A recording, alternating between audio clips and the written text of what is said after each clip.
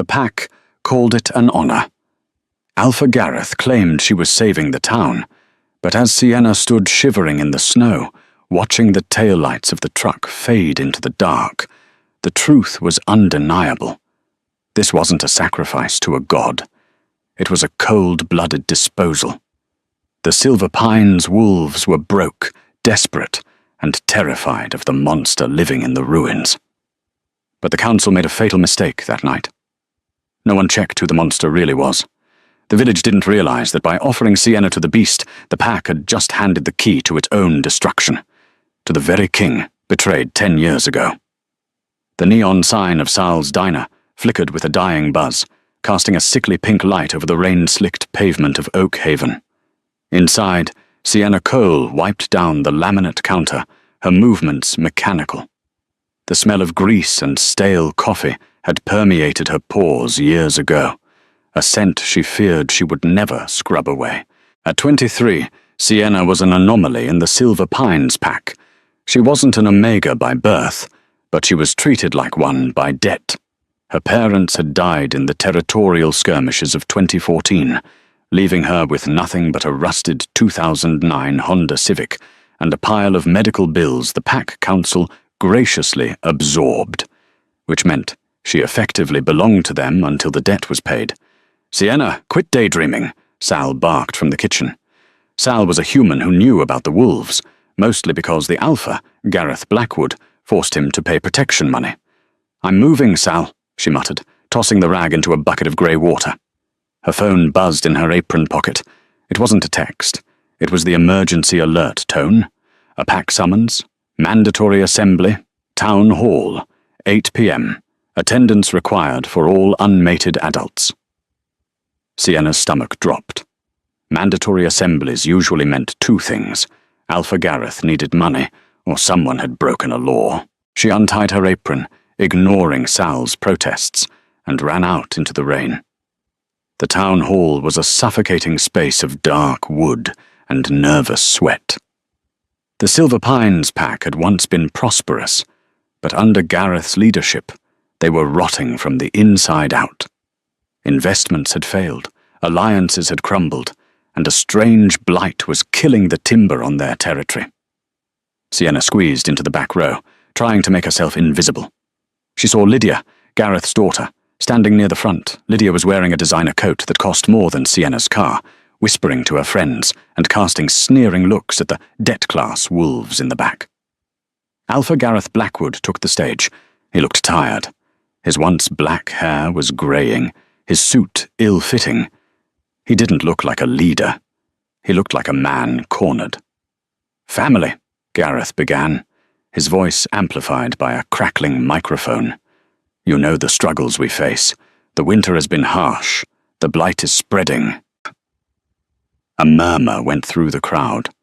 "But worse than the blight," Gareth continued, his voice dropping to a theatrical whisper, "is the anger of the Guardian." The room went deathly silent. The Guardian, the beast of the crags, the monster that lived in the forbidden ruins of the old Sterling estate up the mountain. For a decade, the pack had lived in fear of it. It hunted their borders. It tore apart their patrols. It demanded tribute. "The Guardian demands a life," Gareth said, wiping sweat from his forehead, "to lift the blight, to allow the deer to return. He demands a bride." Chaos erupted. A bride? The beast was a feral monster, a wolf that had lost its human mind years ago. Sending a woman there wasn't a marriage. It was a death sentence. "Silence!" Gareth roared, his alpha command rolling over them, forcing their heads down. "We have no choice. If we refuse, he hunts us all. We will draw names. Tonight." Sienna felt a cold hand clutch her heart. The lottery. A large glass bowl was brought onto the stage. It was filled with folded slips of paper. "All unmated females between 20 and 30, Gareth announced. Sienna watched as the enforcers moved through the crowd, checking IDs, ensuring every eligible name was in the bowl. She saw an enforcer drop her name in. She also saw him drop Lydia's name in. At least it's fair, she thought. There are 50 of us. The odds are low. Gareth stepped forward, his hand shaking slightly as he reached into the bowl. He swirled the papers around. The silence was so heavy Sienna could hear the rain drumming on the metal roof. Gareth pulled a slip of paper. He unfolded it. He stared at it for a long second, and for a moment Sienna thought she saw a flicker of relief, or was it guilt, cross his face. Sienna Cole. The world stopped. The sound rushed out of the room. Sienna froze, her breath caught in her throat. No. Heads turned. Pitying looks. Relieved looks. Lydia turned around, and Sienna saw the smirk she couldn't hide. "Sienna," Gareth called out, his voice firm now. "Come forward. You save the pack today." "No," Sienna gasped, stumbling back. "I didn't volunteer. You can't just—" Two large enforcers grabbed her arms. They weren't gentle. They dragged her towards the stage as she kicked and screamed. "This is murder!" she screamed, looking at the faces of people she had grown up with. "He'll kill me! You're murdering me!" Gareth didn't look her in the eye. "Take her to the SUV. The Guardian expects his tribute by midnight." As they hauled her out the side door, into the freezing rain, Sienna caught a glimpse of the glass bowl on the table. It had been knocked over in the scuffle. Several slips of paper had fallen out. She saw the paper closest to the edge. It read, "Sienna Cole." She looked at another one. Sienna Cole. And another. It wasn't a lottery. Every single slip of paper in that bowl had her name on it. They hadn't just sacrificed her. They had targeted her. Because she had no family. Because she was debt-ridden. Because no one would miss her. Sienna screamed a curse at the moon as they shoved her into the back of the black SUV, but the sound was swallowed by the storm. The drive up the mountain took an hour. The road was little more than a logging trail, washed out and treacherous. The enforcers, two men named Miller and Davis, didn't speak to her. They played the radio loud to drown out her sobbing. Eventually the trees thinned, revealing the wrought-iron gates of the Sterling estate. The manor had once been the seat of the High King, the ruler of all the packs in the state, but 10 years ago, the Sterling line had ended in a night of fire and blood.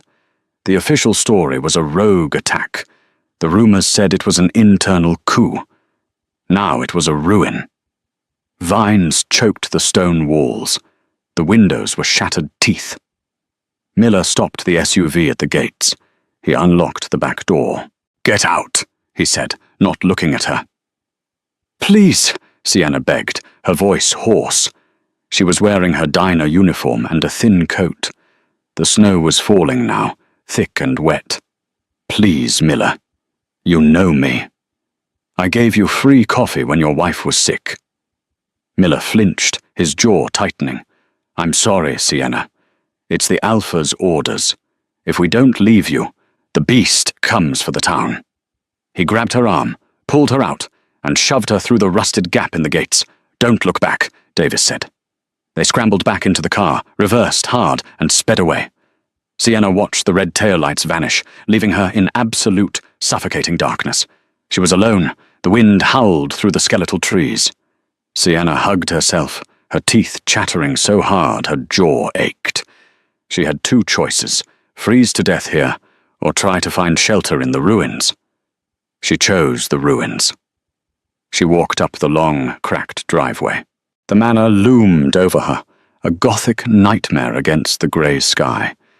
She could smell it, the scent of pine, ozone, and something else, something distinct, sandalwood and iron. It was a potent, masculine scent, alpha pheromones. But they were stale, mixed with the metallic tang of dried blood. She reached the massive oak front doors, one hung off its hinges. She squeezed inside.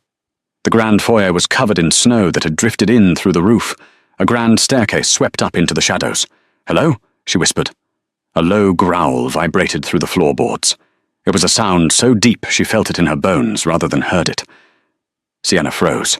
From the shadows of the hallway to her left, a pair of eyes appeared. They were glowing, amber, burning with a frantic, feral intelligence. A wolf emerged. It was massive, easily twice the size of any wolf in the Silver Pines pack. Its fur was midnight black, matted and scarred. A jagged line of white scar tissue ran from its left ear down to its jaw, marring the beast's face. Sienna backed up, her boots slipping on the wet marble. I'm the tribute, she stammered, feeling ridiculous. The wolf snarled, exposing teeth the size of steak knives. It stalked toward her, its movements predatory and fluid.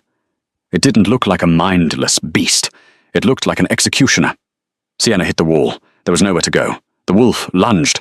Sienna squeezed her eyes shut and threw her hands up, waiting for the tear of fangs. But it didn't come. Instead, a hot burst of air hit her face. She opened one eye. The wolf was inches from her nose, sniffing her. It inhaled deeply, sniffing her neck, her hair, her wrists. The growling stopped. The amber eyes widened, the pupils dilating. The wolf backed away, shaking its massive head as if in pain. It let out a whine, a sound of confusion and agony. Then, with a sickening crack of bone and shifting muscle, the monster began to change. Sienna watched in horror and fascination as the fur receded and the bones snapped back into human alignment. The creature rose on two legs. Standing before her, naked and shivering in the cold hall, was a man. He was tall, towering over 6 feet. His body was a map of violence. Scars crisscrossed his chest and arms. His black hair hung in wet strands over his face. He looked starved, his ribs visible beneath the muscle, but the power radiating off him was suffocating. He looked up. The scar on his face was even more prominent in human form, slicing through his eyebrow and down his cheek. He stared at Sienna with those same burning amber eyes. "Who are you?" His voice was a rusted grate, unused for years. "Sienna," she whispered. "Sienna Cole. They sent me." "They?" "The Silver Pines. Alpha Gareth." At the mention of Gareth's name, the man's face twisted into a snarl that was more terrifying than the wolf's. He stepped closer, the heat of his body cutting through the freezing air. He grabbed her chin, tilting her face up. His touch was rough, calloused. "Gareth sent a girl to do a warrior's job," he rasped. "No," Sienna said, trembling. "He sent me as a sacrifice, to appease the beast." The man went still. He looked at her, really looked at her, searching for the lie. He didn't find one. A dark, cruel laugh bubbled up from his chest. It echoed through the empty house. "A sacrifice," he muttered. "They think I'm a hungry animal. They think I want to eat." He released her chin and stepped back, turning his back to her. "Get out," he said. "What?" "Leave. Run back to your village. Tell Gareth his offering is rejected." "I can't," Sienna said, her voice breaking. "It's a 10-mile hike in a blizzard. I'll die. And even if I make it, they'll just kill me for returning. I have nowhere to go." The man stopped. He turned his head slightly, looking at her over his shoulder. The moonlight caught the sharp angle of his jaw. "Then you will die here," he said coldly. "I am not running a charity for Gareth's cast-offs." "I'm not a cast-off," Sienna snapped, a sudden flare of anger overriding her fear. "I'm a person. And I didn't ask for this. They rigged the lottery. They threw me away like trash, so you can kill me if you want, you big scarred jerk. But I'm not walking out into that snow to do the job for you." Silence stretched between them. The man turned fully around. For the first time, the amber fire in his eyes dimmed, replaced by a flicker of curiosity. He walked toward her again, slowly. He stopped inches from her. He smelled of rain and raw power. "You have spirit," he murmured. "Gareth's subjects are usually sheep." He leaned down, his lips brushing her ear. "My name is Dominic, and you are wrong, Sienna. You are not a sacrifice." He pulled back, his eyes locking onto hers. "You are leverage." Sienna blinked. "Dominic? Dominic Sterling?" "But you're dead.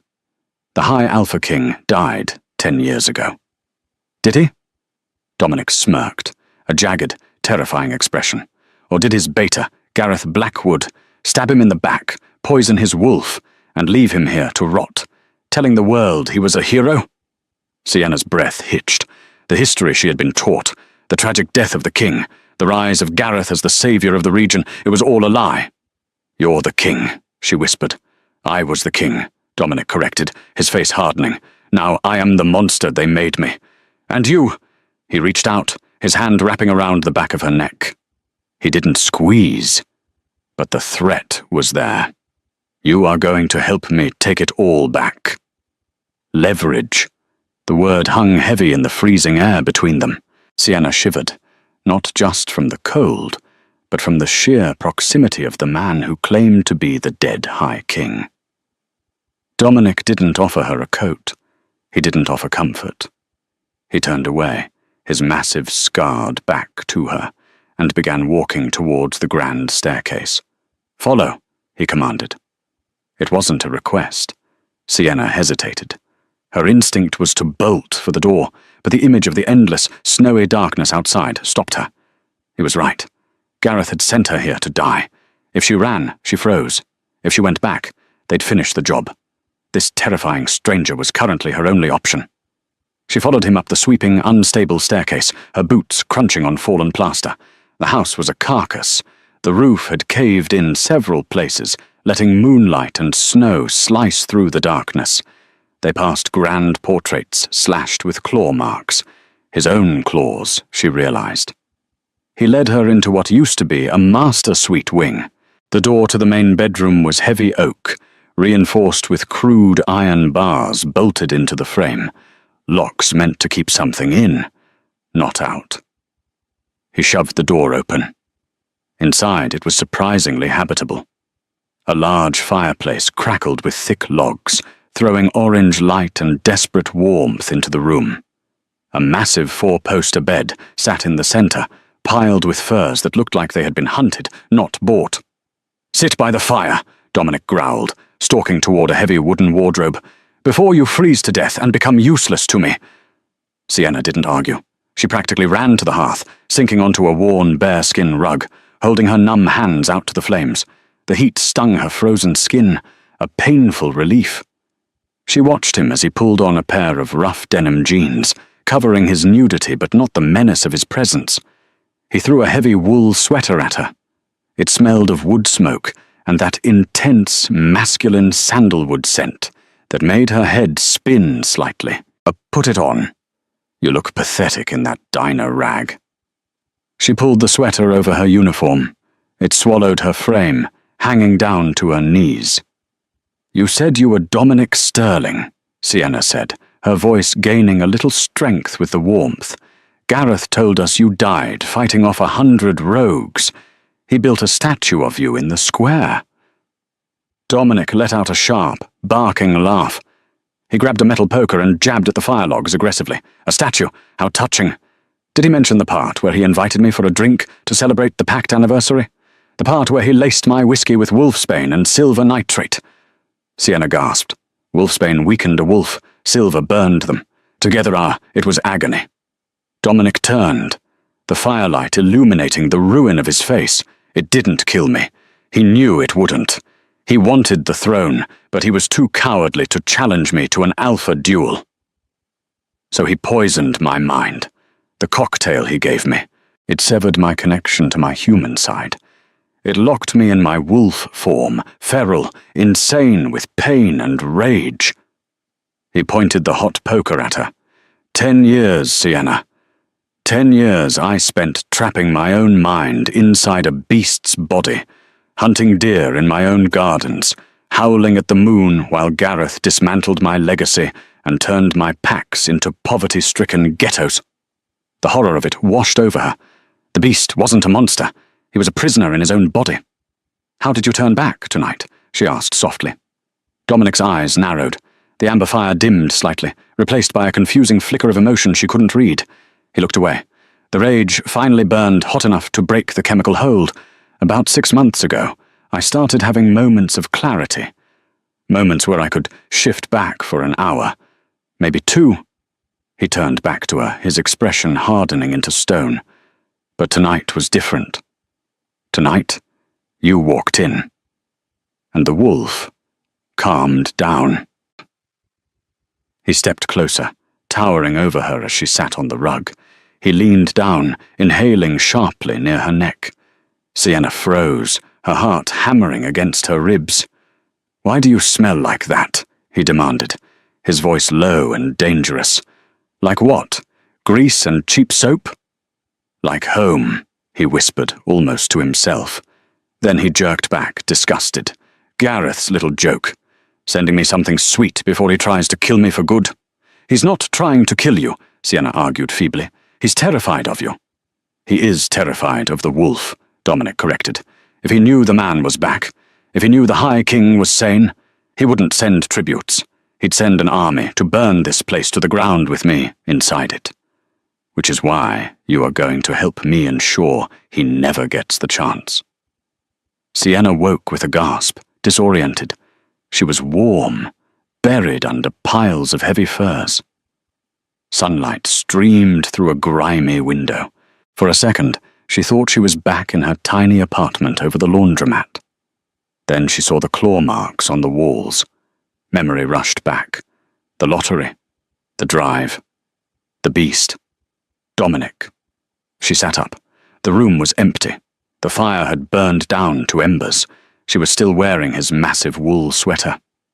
Sienna climbed out of the huge bed. Her body ached from tension. She needed a bathroom and she needed answers. She cautiously opened the heavy bedroom door. The hallway was brighter in the daylight, but no less ruinous. She could hear water running somewhere down the hall. She followed the sound to what had once been a luxurious master bathroom. The marble was cracked, the mirrors shattered. Dominic was there. He stood in front of a working sink, water splashing over his face. He was shirtless again. In the daylight, the scars were even more confronting. They weren't just battle scars. They were marks of torture, of years spent scraping against the sharp edges of his ruined home. He looked up as she entered, watching her reflection in a shard of mirror remaining on the wall. "You sleep late," he grumbled, shutting off the water. He grabbed a tattered towel and dried his face. "It was a long night of being human sacrificed," Sienna retorted, surprised by her own boldness. The fear was still there, but underneath it, a simmering anger was bubbling up. She had lost everything in one night. She had nothing left to lose by being difficult. Dominic turned slowly. He leaned against the sink, crossing his massive arms over his chest. He studied her, his amber eyes calculating. "There's food in the kitchen downstairs. Canned goods I scavenged from the cellar. Eat. Then we work." "Work on what? You said I was leverage. You haven't explained how." "Impatience," he murmured, pushing off the sink and walking toward her. The space in the bathroom suddenly felt very small. A dangerous trait for a mouse in a lion's den. He stopped inches from her. The sheer size of him was overwhelming. He radiated heat like a furnace. The scent of him, that rich sandalwood and raw, untamed alpha power, was stronger now. It made Sienna's inner wolf, usually dormant and beaten down by years of Omega treatment, prick up its ears. Her breath hitched. His eyes dropped to her lips, then snapped back up to her eyes, flashing with irritation. "You need to learn your place here, Sienna. You are alive because I allow it." "And you need me," she countered, lifting her chin, refusing to be cowed. "You said it yourself. I don't know what your plan is. But if you hurt me, you lose your leverage." A muscle feathered in his jaw. He looked almost impressed. Gareth really had no idea what he was throwing away, did he? He thought you were trash. But you're iron wrapped in porcelain. He stepped back, breaking the intense tension. "Get dressed. There are clothes in the wardrobe. My ex-wife's old things. They should fit better than that sack."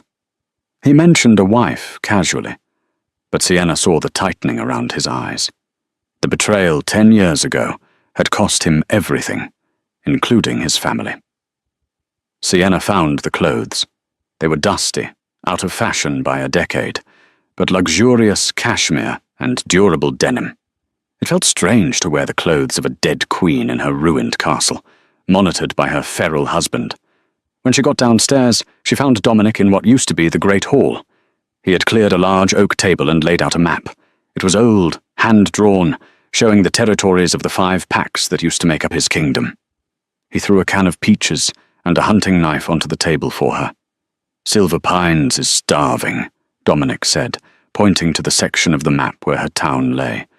Gareth's greed has bled the land dry. His investments failed. He's been embezzling pack funds to maintain his own lifestyle, while the rest of you eat scraps.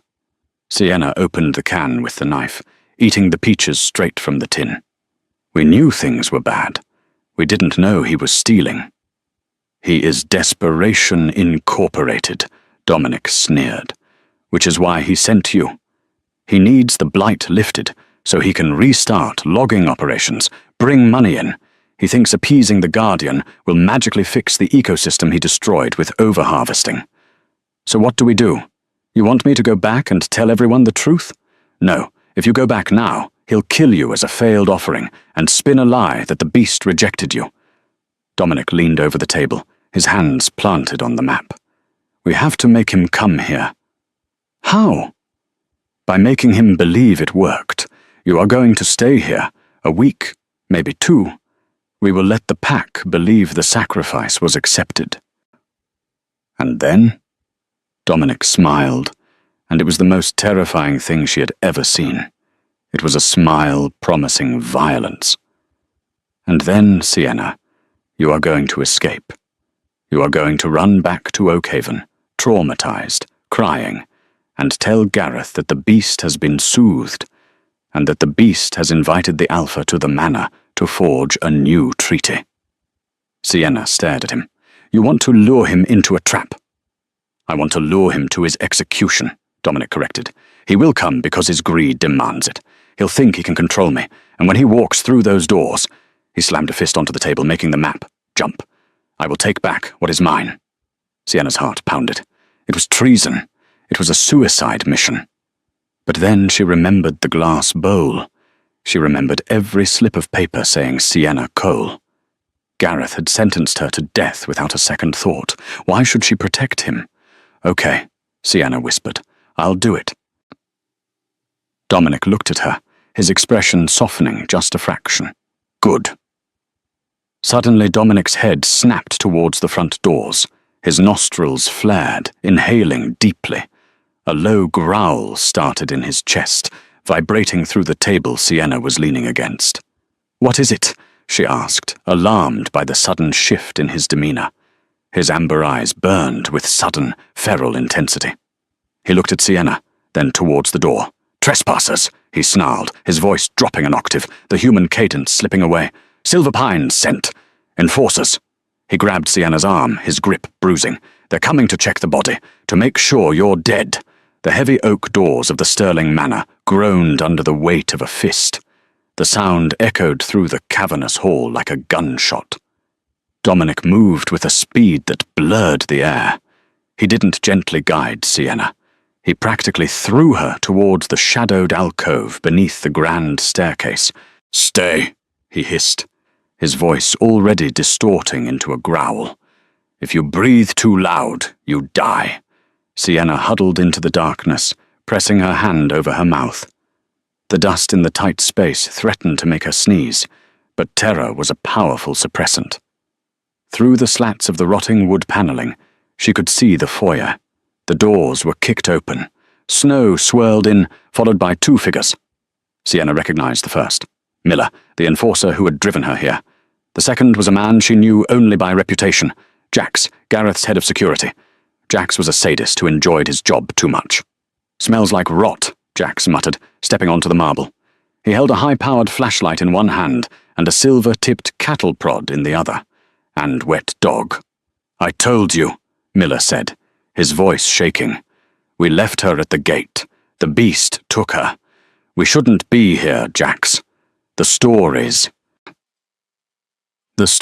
are fairy tales to keep the Omegas in line, Jax scoffed, shining his light up the stairs. Gareth wants confirmation. If the girl is dead, we need proof. A shoe, a finger. Something to show the council so he can legally claim the Sterling estate as abandoned property and sell the timber rights to the humans. Sienna's blood ran cold. So that was it. It wasn't just about a sacrifice. It wasn't about the blight. It was a real estate scam. Gareth was going to sell the sacred lands of the High King to human developers for a payout. "Come out, beastie," Jax shouted, his voice echoing. "We know you're here. We brought you a chew toy. Now let us see the leftovers." From the top of the stairs, a shadow detached itself from the darkness. Dominic didn't walk down. He flowed. He was in his human form, but just barely. His eyes were fully amber, glowing like road flares in the gloom. His fingernails were elongated into talons, and his teeth were bared in a rictus of pure hate. He wore only the tattered jeans, leaving his scarred, massive chest exposed to the freezing draft. He didn't speak. He just let out a sound, a low, vibrating thrum that wasn't humanly possible. It was the sound of a predator so apex it didn't need to roar. Miller dropped his flashlight. "Oh God, it's him! It's the King's ghost!" "Shut up," Jax snapped, though he took a step back, raising the cattle prod. "It's just a rogue squatter. Hey, you! This is Silver Pines territory now. You're trespassing." Dominic tilted his head.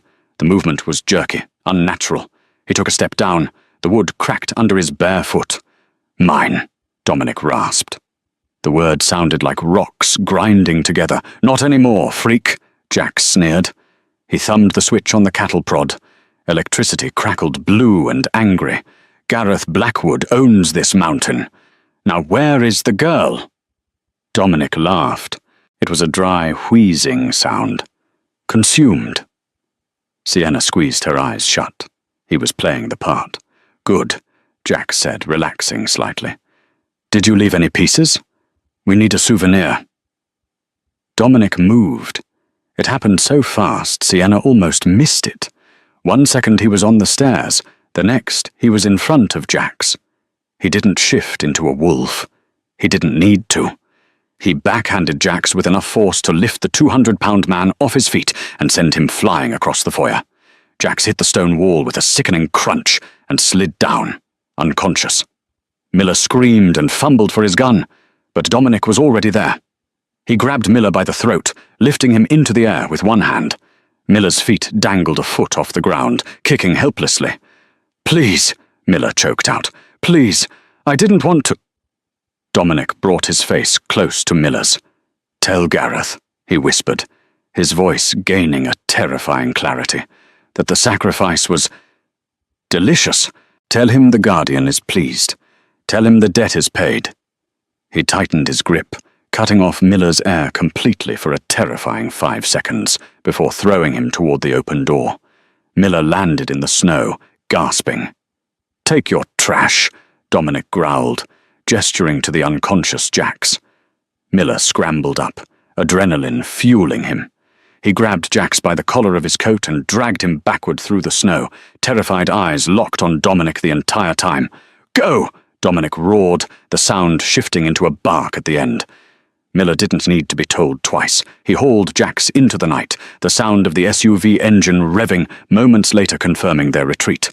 Dominic stood in the open doorway, the wind whipping his hair, watching them leave. He stood there for a long time, his body trembling violently. "Dominic?" Sienna whispered, crawling out from the alcove. He didn't turn. He fell to his knees, clutching his head. A howl tore from his throat, a sound of sheer agony. His bones cracked, reshaping, shifting. The control he had exerted to stay human in front of them had broken him. Sienna ran to him. "Dominic!" He looked up at her, his face half wolf, half man, drool and blood mixing on his chin. He snarled at her, swiping a clawed hand through the air. "Back!" he roared. "Get back! I can't hold it." "I'm not leaving you," she said firmly. She didn't know where the courage came from. Maybe it was the realization that he had just saved her life. Maybe it was the fury she felt at Gareth's betrayal. Or maybe it was something deeper, a pull she felt in her chest, a tether connecting her to this broken king. She stepped closer, ignoring the lethal claws. She reached out and placed both hands on his burning, scarred cheeks. "Look at me," she commanded, channeling every ounce of authority she had never been allowed to use. "Dominic Sterling, look at me. You are a man. You are a king. You are not an animal. The amber eyes, wild and frantic, locked onto hers. He breathed heavily, his breath hot and smelling of iron. He shook against her hands, fighting the transformation, fighting the instinct to kill everything in sight. "Sienna," he gasped. "I'm here," she whispered, stroking his face with her thumbs. "I'm right here. Stay with me." Slowly, agonizingly, the fur receded. The snout shortened, the claws retracted. He slumped forward, his forehead resting against her shoulder, his heavy weight dragging them both down to the cold floor. "They want to sell it," he murmured into her coat, his voice wrecked. "My father's house, my land. They want to turn it into a resort for humans." "We won't let them," Sienna promised, wrapping her arms around his shaking shoulders. She held him as the snow blew in around them. "We're going to burn their whole world down." The next week was a blur of preparation and strange domestic intimacy in the heart of the ruin. The dynamic between them shifted. Sienna was no longer the sacrifice, and Dominic was no longer the captor. They were partners. They were co-conspirators. And they were something else, too. Something neither of them dared to name. Sienna spent the days scavenging the massive house. She found the old pantry was better stocked than they thought. Preserves from 2014 that were still edible, dusty bottles of expensive wine, and huge sacks of rice. She cooked simple meals over the fireplace in the master bedroom, the only room they could keep warm. Dominic spent the days training her. "Gareth is a coward, but he is not stupid," Dominic said one afternoon. They were in the ballroom. He had cleared a space and was teaching her how to stand, how to hold herself. "He looks for weakness. If you go back there showing fear, he will walk all over you." "I am afraid," Sienna admitted. "He's the alpha. His command voice alone makes my knees buckle." "Because you let it," Dominic said harshly. He circled her, prowling. "An alpha's voice works on submission. If you do not submit in your heart, his voice is just noise. You need to find your inner wolf, Sienna. She's been beaten down, but she's there." He stopped in front of her. "Hit me." "What?" "Hit me. As hard as you can." "I can't hurt you, Dominic. You're made of granite. Try." Sienna threw a punch. It was weak, half-hearted. Dominic caught her fist easily. "Pathetic," he sneered. "Is that the anger of a woman sold for timber rights?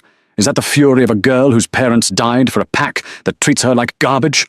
Sienna's jaw tightened. She yanked her hand back. "Do it again," he ordered. "Think about Lydia laughing as your name was drawn. Think about Sal making you scrub the grease trap while he counted his protection money. Think about Gareth poisoning me and leaving me to rot for a decade." The anger flared hot and sudden. Sienna swung. This time she put her hip into it. Her fist connected with Dominic's shoulder with a solid thud. He didn't flinch, but a slow grin spread across his face. It made him look younger, less like a monster, and more like the handsome king he used to be. "Better," he murmured. He stepped closer, invading her space. The air between them crackled. He reached out, tucking a strand of stray hair behind her ear. His fingers lingered on her jawline. "You have the heart of a queen, Sienna," he whispered. "Silver Pines doesn't deserve you." Sienna's breath hitched. She looked up at him, her lips parting slightly. "Dominic." He leaned in. For a moment, she thought he was going to kiss her. She wanted him to kiss her. The pull was undeniable now, a magnetic force that hummed in her veins whenever he was near. The scent of sandalwood and rain was intoxicating, but he pulled back abruptly, turning away. "We have work to do," he said gruffly, putting distance between them. Sienna felt the rejection like a slap, but she understood. He still saw himself as a beast. He didn't think he was worthy of her, or anyone. Later that night, Sienna was exploring the library, looking for paper to map out their plan. She found a heavy, leather-bound ledger tucked behind a row of rotting encyclopedias. She opened it. It was a diary. The handwriting was elegant, feminine. Entry, October 14th, 2014. "Dominic is worried about Gareth. He says Gareth's ambition is growing. I told him to trust his beta, but I feel it too, the way Gareth looks at the throne, the way he looks at me. I fear for the baby. I haven't told Dominic yet. I want to surprise him on his birthday next week. A little air for the Sterling line." Sienna gasped, dropping the book. "What is it?" Dominic appeared in the doorway, alert. Sienna stared at him, tears welling in her eyes. "You didn't know." "Didn't know what?" She picked up the book and walked over to him, her hands trembling. "Your wife, Catherine. She was pregnant." Dominic froze. The colour drained from his face, leaving the scars stark and white. He snatched the book from her hands, his eyes scanning the page. He read it once, twice. A sound torn from the deepest pit of hell escaped him. He crumpled, the book clutching to his chest, falling against the doorframe. "A child," he choked out. "She was carrying my child." Sienna knelt beside him, wrapping her arms around him as he shook with 10 years of delayed grief. This wasn't the rage of the wolf. This was the heartbreak of the man. "Gareth killed them both," Dominic whispered, his voice deadly quiet. "He didn't just take my crown. He took my future." He looked up at Sienna, and the amber in his eyes had turned to cold, hard gold. The beast was gone. In its place was a king ready for war. "The plan changes," he said. "We don't just kill him. We destroy him. We take everything he loves, everything he built, and we turn it to ash before we let him die." "I'm with you," Sienna swore. "Until the end?"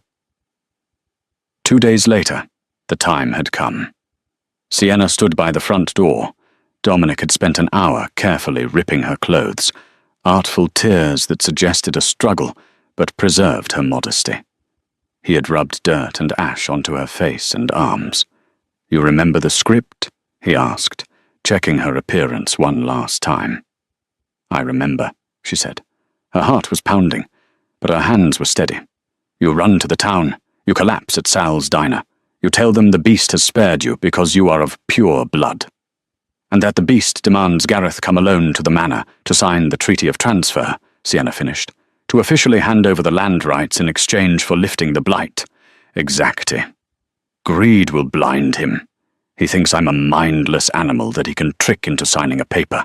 He'll come with a contract, not a sword." Dominic stepped closer. He placed his hands on her shoulders. The intensity of his gaze pinned her in place. "Sienna." "Yes?"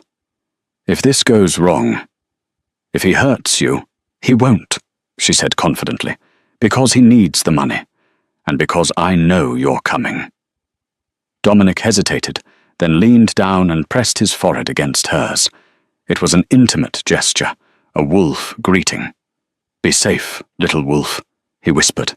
"Wait for me, my king," she replied. She turned and ran. She ran down the overgrown driveway, through the rusted gates and onto the logging road. She didn't look back. She forced herself to think of the diary.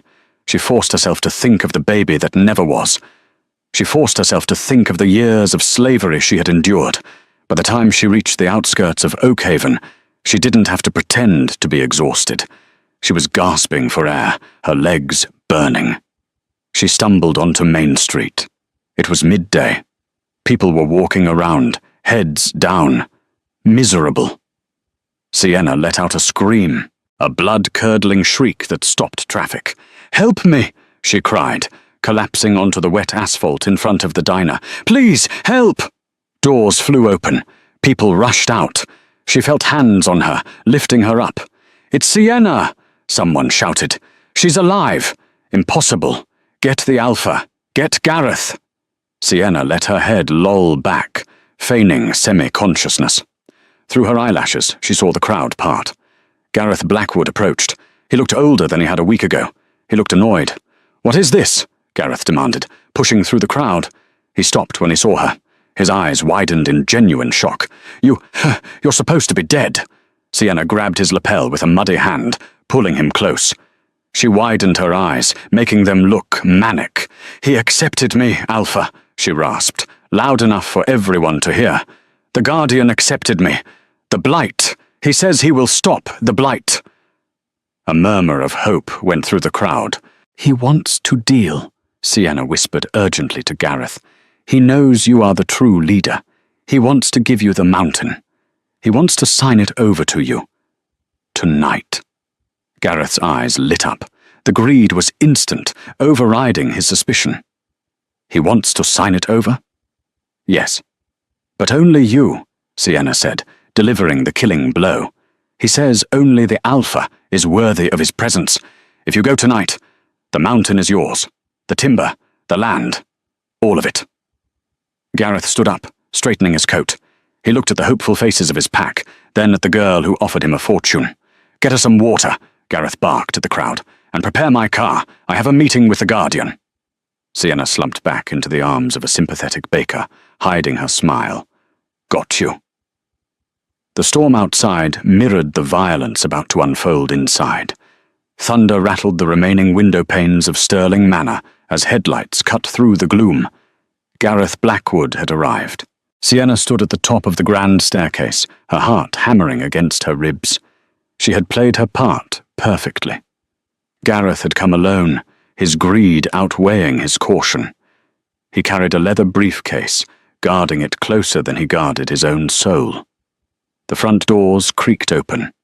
Gareth stepped into the foyer, brushing snow from his expensive Italian wool coat. He looked around the ruined hall with a sneer of disgust. "Sienna!" he barked, his voice echoing. "Where is the creature? Let's get this over with. I have a dinner reservation in the city." "He is in the Great Hall," Sienna called down, her voice steady. "Waiting for you." Gareth grunted and strode toward the double doors of the Great Hall. Sienna followed silently, descending the stairs like a ghost. Inside the hall, a single fire roared in the massive hearth. A figure sat at the head of the long, dust-covered table. Dominic sat in the shadows, draped in furs, his face obscured. Gareth walked up to the table, tossing the briefcase onto the wood. He didn't sit. "So," Gareth said, addressing the shadowed figure. "The Guardian. I hear you've developed a taste for human laws. You want to sign a treaty?" Dominic didn't speak. He remained perfectly still. Gareth sighed, opening the briefcase. He pulled out a thick document. "It's simple. You sign your mark, claw, paw, whatever, on the dotted line. You transfer all logging and land rights to the Blackwood estate. In exchange, I don't send a hunting party to mount your head on my wall. Do we have a deal?" "You always were presumptuous, Gareth," a deep voice rumbled from the chair. Gareth froze. The pen hovered over the paper. He knew that voice. But that was impossible. "Who said that?" Gareth whispered, looking around. "You speak of hunting parties," the figure continued, standing up slowly. The furs fell away. "But you forget the first rule of the hunt. Never corner a predator greater than yourself." Dominic stepped into the firelight. He was dressed in the dark, formal wear Sienna had found in the master closet. A suit that was 10 years old but fit his powerful frame perfectly. He was groomed, his hair tied back, the scar on his face a silver line of authority. He didn't look like a beast. He looked like a king. Gareth stumbled back, dropping the pen. "Dominic, no, you're dead. I saw the report. The poison broke my mind, yes," Dominic said, walking slowly around the table. "But it didn't kill me. It just bought you 10 years of borrowed time." "It's a trick," Gareth stammered, his face pale. "You're a ghost, a shapeshifter trick. I am Dominic Stirling, High King of the Five Packs." Dominic roared, his voice shaking the dust from the chandeliers. The alpha power rolling off him was immense, crushing the air in the room. Gareth, a mere pack alpha, buckled under the weight of a true king's aura. He fell to his knees, gasping. "You stole my lands," Dominic said, stopping in front of the kneeling traitor. "You starved my people. You sold our heritage for human coin." "I did what I had to do," Gareth wheezed, trying to resist the submission command. "The old ways were dying. We needed money." "And my wife?" Dominic asked, his voice dropping to a lethal whisper.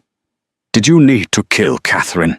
Did you need to kill my unborn child? Gareth's eyes widened in genuine terror. I didn't know about the child. I swear, Dominic, I just wanted the throne. And now you shall have the judgment of one. Dominic didn't shift.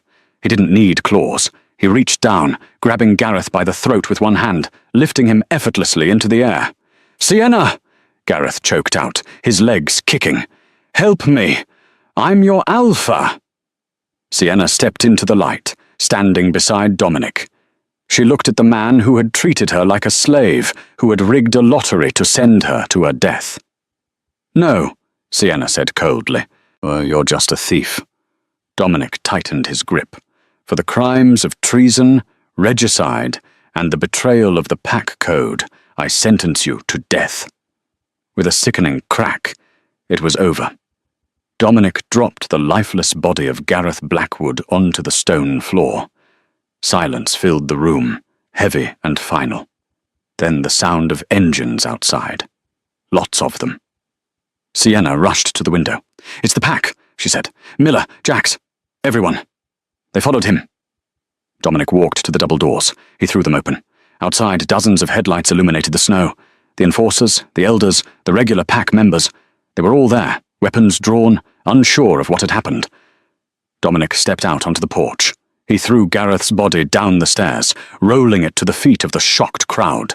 "Your alpha is dead," Dominic bellowed. A ripple of shock went through the crowd. Miller stepped forward, shining a light on Dominic's face. "The scar," Miller whispered. "The eyes. It's the king." One by one, the weapons lowered. The older wolves, those who remembered the golden age before Gareth, fell to their knees. The younger ones followed suit. "The king returns!" someone shouted. "Long live the king!" Dominic stood tall, accepting their submission. But then he turned, holding out a hand toward the shadows of the doorway. "Sienna," he called softly. She stepped out, taking his hand. He pulled her to his side, interlacing their fingers in front of the entire pack. "The blight ends tonight," Dominic announced.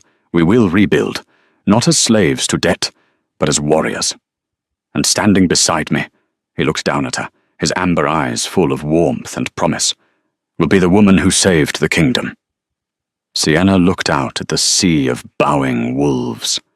She saw Sal, the diner owner.